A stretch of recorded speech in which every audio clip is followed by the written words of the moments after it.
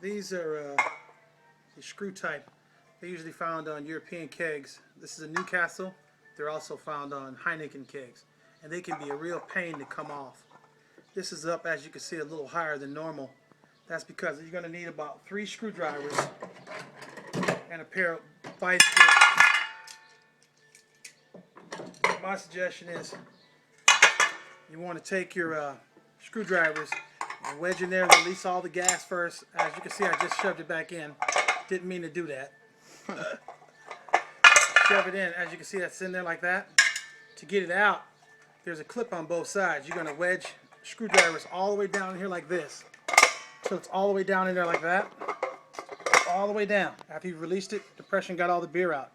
Then you're going to take another screwdriver and you're going to take it, when you get this one down, and wedge this one down past that one. And you're going to keep wedging everything down until you get it all wedged. And when you're doing that, you want to have these locking pliers around the edge. Right around here like this.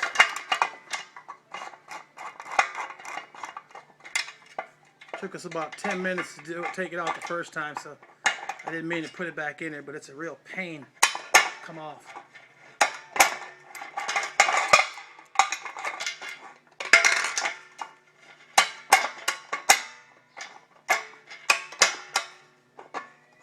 And you're going to wedge these down in here like that while you're lifting this up.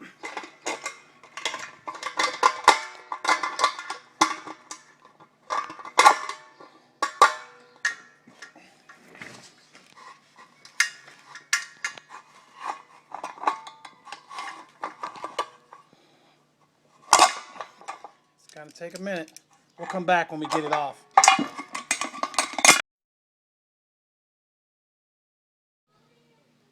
Okay, we destroyed it. I'm going to show you what we did.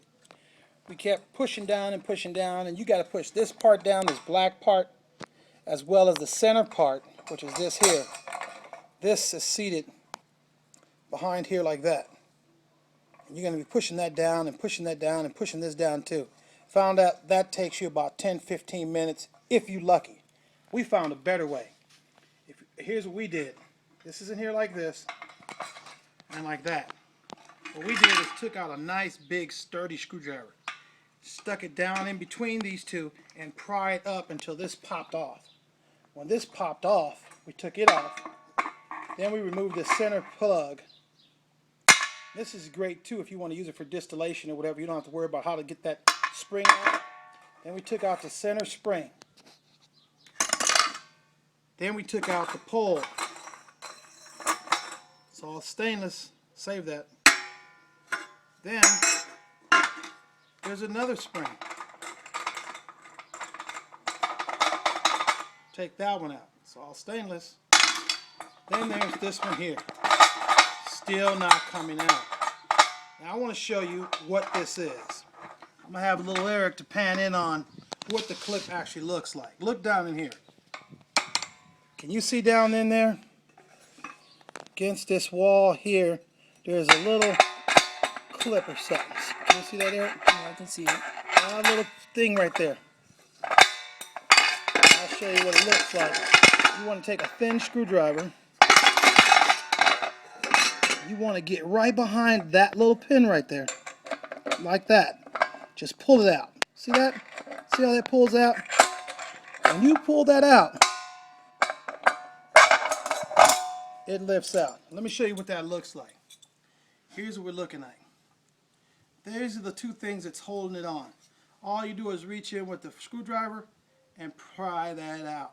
It's going to be awfully difficult. Now you probably could move this rubber out of the way while it's in there, push it down far enough and look around for that with the screwdriver, and then get the screwdriver down the side where that is, pry into it, and pull that out like that. And whenever you do that, it'll come right out. Can you see that? Can you see it moving right there? All I'm doing is taking a screwdriver and sliding it between this part and the inside and twisting it out like that, like this. So if you can get past that rubber that's in there like that, Get past it, shove down there. Look for that little groove. There's only one in there. It's only one. As you can look around, it's smooth. There's just that one. If you can find that one, wedge the screwdriver in there, pull out. The whole system will lock out. But actually, I like it better that we destroyed it. We got some great stuff out of there. First, you can actually put this, if you haven't destroyed the threads, this will actually screw back in. We kind of really messed the threads up on this one. So, but it'll actually screw back in on there. And this pole will fit back in here. So it goes in here like that. Put your spring back inside. And you can have this working just like that. We're not going to do that. We have another solution for this here. We're going to make a nice little water still out of this, cleaning water or whatever. But that's what we're going to do with it. But you could just as well. Whenever you have, when you first take these out, they have this piece inside there under pressure with this blocking your exit, so you won't be able to get no water to come up with steam. If you remove that, now you just have that piece there like that. It'll work. Or you can just mount a condenser on top. But now we're going to clean it all out, sanitize it, and get it ready for the next set of beer. This is Big E and Little E.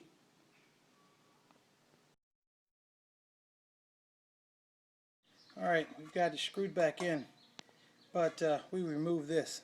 Because we tore it apart, we were able to actually get that out. If not, you can always drill that out if you don't want to take it all apart. But what we did is we took it apart, but we put it back together. You could press down with screwdrivers like this and turn this thing around until you actually, these have little locking pins. And you can go like that until you move that, and it'll pop off. You can take the whole thing loose and then take that out, put it back together. It's a little hard to come through, but you can get it off. We did, Eric Jr. and I. But now we've screwed it back inside the keg, and now it has, this air can go straight from the keg, straight up the tube, up through the top. There is nothing holding it back from, if you want to use it for distillation or whatever, it'll work perfectly. So there's a screw.